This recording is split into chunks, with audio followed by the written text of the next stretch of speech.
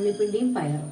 ഉണ്ണിപ്പിണ്ടി എന്ന് പറഞ്ഞാൽ നമ്മുടെ വീട്ടിലൊക്കെ സാധാരണ ഉണ്ടാവുമല്ലോ. ഇനി നമുക്ക് ഈ ഉണ്ണിപ്പിണ്ടി ഇങ്ങനെ ചെറുതായി പീസ് ആക്കാം.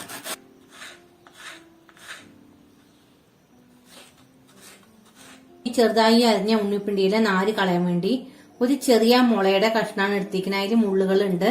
അതുകൊണ്ടാണ് നമ്മൾ പണ്ടൊക്കെ നാര് കളയുക. വൻപയർ നന്നായി കഴുകിയിട്ടുണ്ട്. ഉപ്പിട്ട് കൊടുക്കാം, കുറച്ച് മഞ്ഞൾപ്പൊടി ഇട്ട് കൊടുക്കാം, കുറച്ച് മുളക് പൊടി ഇട്ട് കൊടുക്കാം, കുറച്ച് വെള്ളം ഒഴിക്കാം. ഒരു 2 വിസിലോ 3 വിസിലോ. ഏതാ പയറ് ഏതാ ഉണ്ണിപ്പിണ്ടി എന്ന് മനസ്സിലാവില്ല. അതുപോലെ കോക്കനട്ട് ഓയിൽ മസ്റ്റ് ആണ്. ആദ്യം നമുക്ക് കടുകിടാം, ഉണക്കമുളക്, കറിവേപ്പില, ഉഴുന്നുപരിപ്പ്, സാമ്പാർ പരിപ്പ്. ഇതൊന്ന് മൂപ്പിച്ചെടുക്കാം. വെളുത്തുള്ളി ഉള്ളി ഇട്ട് കൊടുക്കാം. അപ്പൊ നമ്മുടെ ഉള്ളി ഇത്ര ഫ്രൈ ആയാൽ മതി. ഇതിലേക്ക് നമുക്ക് ഉണ്ണിപ്പിണ്ടിയും പയറും ഇട്ട് കൊടുക്കാം. അപ്പൊ നമ്മുടെ മെഴുക്കുവരട്ടി നല്ല ഡ്രൈ ആയി കണ്ടുപോവാ.